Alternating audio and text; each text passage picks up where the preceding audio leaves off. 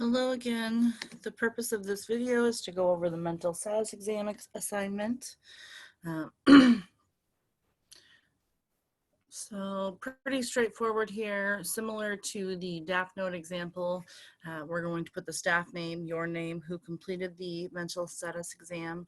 We're also going to write the mental status exam is a little bit more formal than a DAP note. So we want to make sure that we cover certain sections here. So we always want to include the date, time, and setting, especially when we're using paper charts. Many of us won't be doing that, and there will be a timestamp on any documentation that we have. If that is the case, we still want to make sure that we write where we're having the session, okay? Typically, you would probably do that in a DAP note too, but I did not require that for this assignment.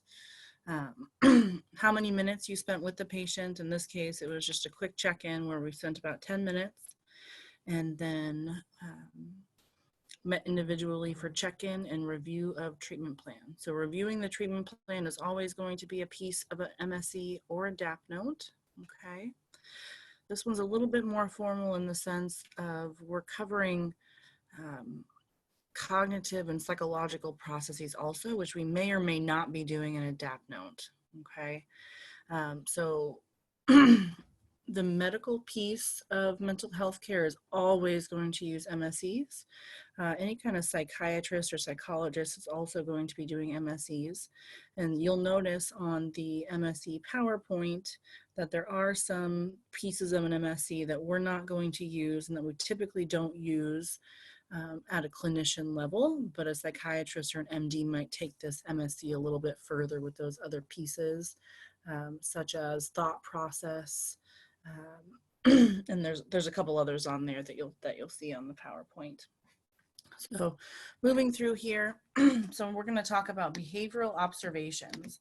So here, affect is the observable mood, if you will, of the patient. So this is what we have assessed as the mood or their affect, the way that they're presenting.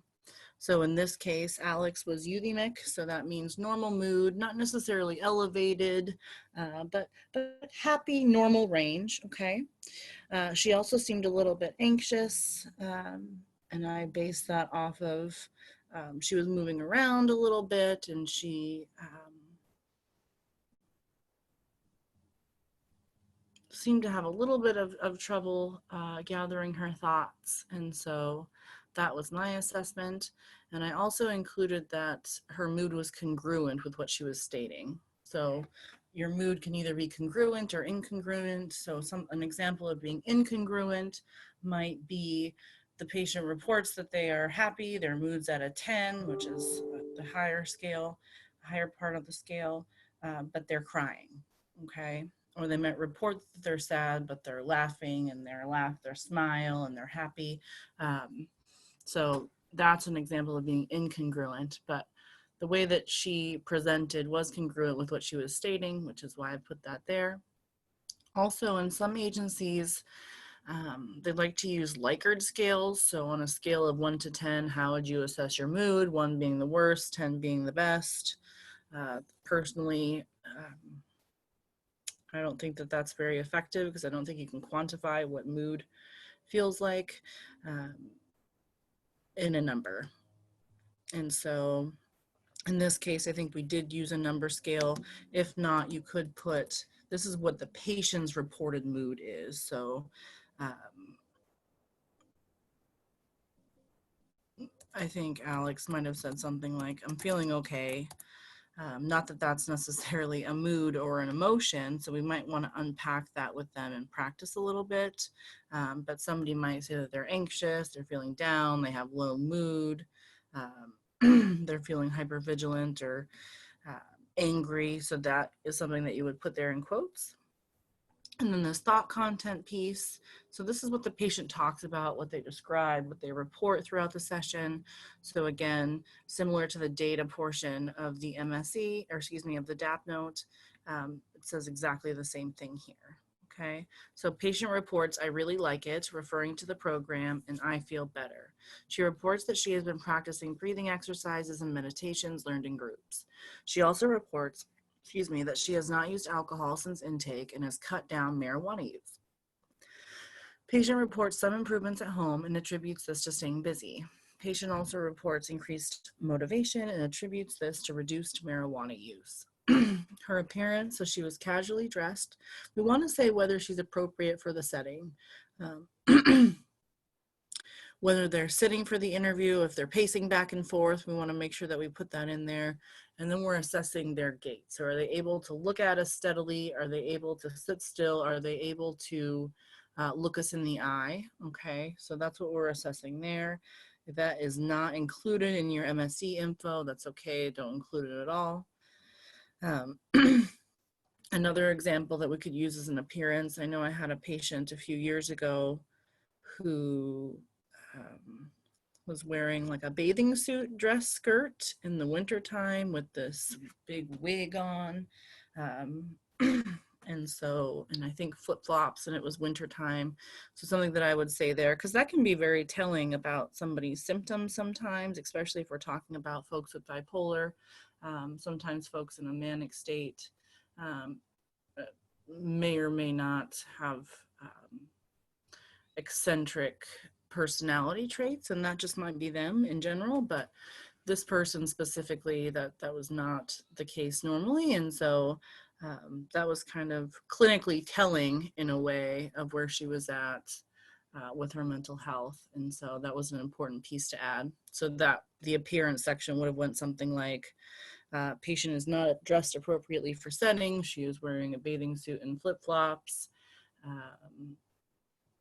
despite snow outside. Okay. ADLs, so these are daily living.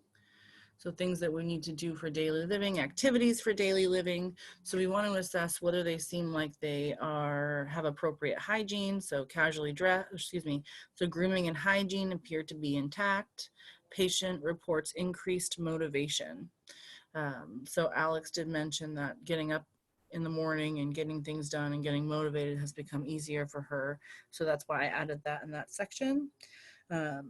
Somebody who is not doing well with ADLs, something we might put there is grooming and hygiene do not appear adequate, or they appear adequate. If you have any odor coming from the patient, you would put that here. Patient seems to be wearing unwashed clothes, evidenced by odors. You might also assess whether people are able to cook and clean for themselves. So those are the major pieces of the ADLs. Do they have access to food and a way to cook it? Do they have access to hygiene products and hygiene means? And are they able to use that? And then are they able to clean and keep up with their life? Because that's also very telling, especially when we talk about depressive symptoms. Okay. We also want to assess socializing. So because the program that I work for in this hypothetical program that we're using for these cases, we have numerous amounts of groups that folks go to. And so I always like to assess whether they're sharing appropriately and making appropriate social connections in the setting. So you can put that verbatim in that section if you'd like. Something that I would typically do in this piece too is talk about personal support systems. So who do they spend their time with, and are they supportive of the patient's recovery? Also, if they started or expressed any interest about attending support groups, you would put that there. In the sleep section, so most of the time I would put how many hours folks are sleeping. But in this case, I did have a direct quote from the patient to report she is sleeping much better and has not been experiencing nightmares. So you could talk about any kind of interruptions in sleep. So is the patient having trouble staying asleep or falling asleep? Do they experience interruptions, including nightmares during the night? I would say if they're sleeping for about 3 or 4 hours, I know that I didn't do it here, but I would highly suggest writing how many hours people are sleeping, because what we know about mental health is that what we're sleeping and the food that we're putting into our body is extremely important. So that is something that we're going to assess every time that we meet somebody for a mental status exam. So under this appetite section, most of the time, or much of the time, excuse me, patients come in with a low appetite or increased appetite. And so we want to see if that ends up leveling out any. Typically, we want to see people eating 2 to 3 healthy meals daily. So again, this was a quick MSC, so it was not assessed, but some other things that I would assess here. Does the patient have access to food? Are they experiencing food insecurity because it's not accessible? Or are they constantly just eating junk food and drinking energy drinks? Or do they have access to whole food? Do they know how to cook? And if not, that is something we can refer out to for occupational therapy, so we can get them hooked up with some cooking classes or an occupational therapist to come over and give them some tips and strategies on how to cook or meal plan. If there has been any significant weight loss or weight gain, that might be something that we want to put there also.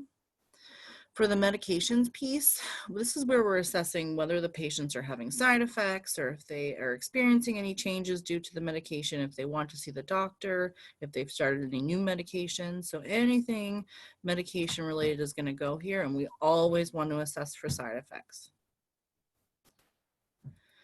Under psychotic signs and symptoms, so we are specifically asking the patient if they're experiencing any kind of hallucinations. So again, this could be olfactory hallucinations. Are they smelling things? Tactile hallucinations. Are they feeling things that aren't there? Typically, you don't want to ask somebody, are you seeing things that aren't really there? The way that I like to ask that question is,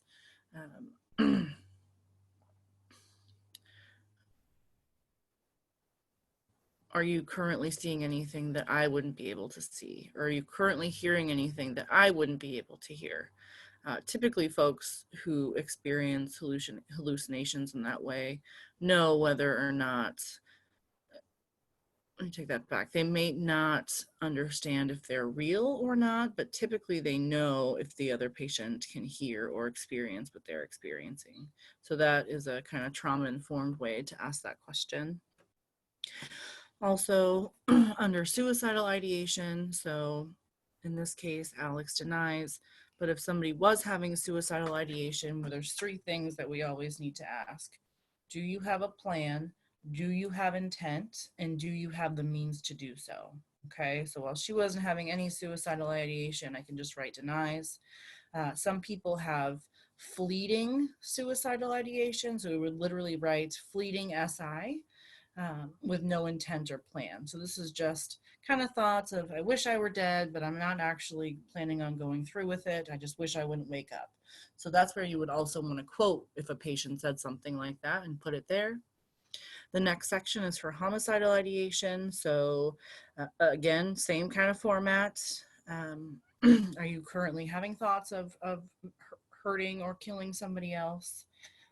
If so, do they have a plan and do they have intent to do so? If they do have a plan and intent, that is something. So it's one thing to have thoughts about it, and it does need to be documented very well. But it's another thing if somebody says, I'm planning to leave this treatment program today and go harm somebody. As clinicians, we have what's called a duty to warn. And so if there is a plan, intent, and means for the patient to hurt somebody, we do need to file a report with the police so that they can notify the person being threatened that they are potentially in harm. And so that is something that you need to speak with your supervisor about before doing. So always do that if you have somebody who's experiencing homicidal ideation.